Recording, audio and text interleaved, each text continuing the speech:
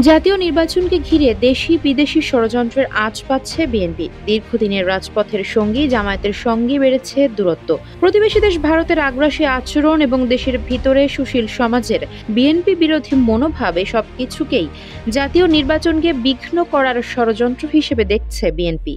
দলের মহাসচিব মির্জা ফখরুল ইসলাম আলমগীর এটিএন নিউজকে দেওয়া একান্ত সাক্ষাৎকারে জানিয়েছেন এসব কথা। বেশ কিছু বছর ধরেই বিএনপি জামায়াতের সঙ্গে চলছে সম্পর্কের টানাপোড়েন। ছাত্র জনতার গণ অভ্যুত্থানে শেখ হাসিনার পতনের পর নির্বাচনকে ঘিরে দল দুটির মধ্যে সম্পর্কের আরও বেশি অবনতি দেখা গেছে। ছাত্রদল ও ছাত্র শিবির পরস্পরকে কাদা ছোড়াছুড়িতে ব্যস্ত।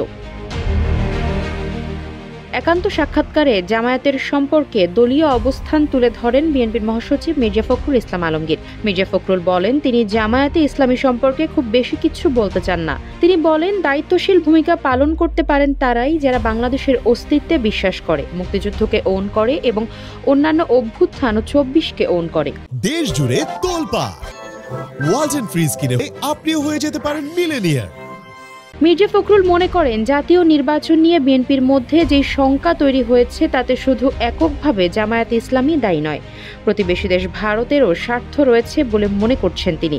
তিনি বলেন, গত ৩টি নির্বাচনেই ভারত প্রত্যক্ষ সহযোগিতা করেছে এবং সবাই তা দেখেছে। এই জায়গা থেকে ভারতকে সরে যাওয়ার আহ্বান জানান তিনি। ভারতীয় উদ্দেশ্য করে মির্জা ফখরুল বলেন, অভ্যন্তরীণ বিষয়ে কোনো হস্তক্ষেপ যেন না হয়, সেটা তাদেরকে এনশিওর করতে হবে তাদের চিন্তা ভাবনার মধ্যে দিয়ে। বাংলাদেশের সমস্যার সমাধানের কথা বলতে গিয়ে তিনি বলেন, তিস্তা সহ ৫৪টা অভিন্ন নদীর পানির ন্যায্য হিস্যা দিতে হবে, সীমান্তে হত্যা বন্ধ করতে হবে, সদিচ্ছা ভিজিবল করার কথা উল্লেখ করে তিনি বলেন, সদিচ্ছা থাকলে যে সরকারই আসুক সে তার সঙ্গে সমস্যা করার প্রয়োজন হবে না।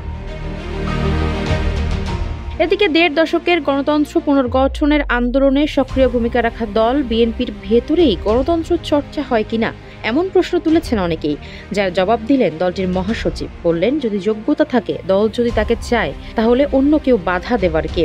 সুশীল সমাজের কাছে প্রশ্ন রেখে তিনি বলেন, এটা পরিবারতন্ত্র নয়, এটা গণতন্ত্র। আফসারা নাজ, নিউজ ডেস্ক, ইত্তেফাক।